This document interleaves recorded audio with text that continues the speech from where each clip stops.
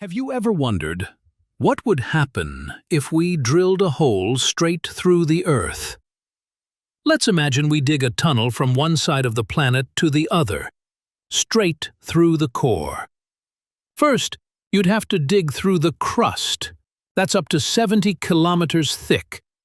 Then comes the mantle, hot, dense, and about 2,900 kilometers deep.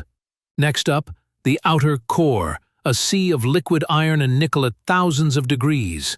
And finally, you'd hit the inner core, solid, super hot, and very, very dense. But let's say you survive the heat. What happens if you jump into the hole?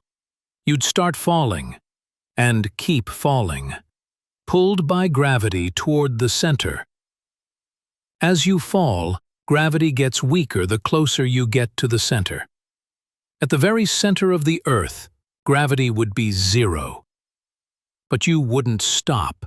Your momentum keeps you going to the other side. Eventually, gravity slows you down as you reach the opposite surface.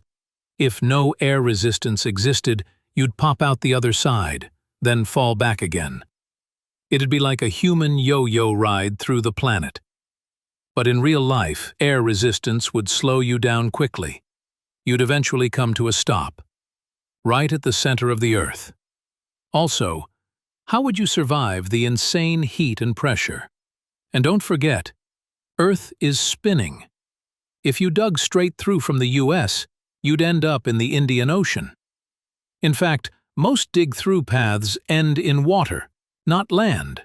So unless you can swim really well, that's a problem. And how would you keep that tunnel from collapsing under pressure? Even our strongest machines can't dig more than 12 kilometers deep so far. So, for now, drilling through Earth is impossible, but fun to imagine.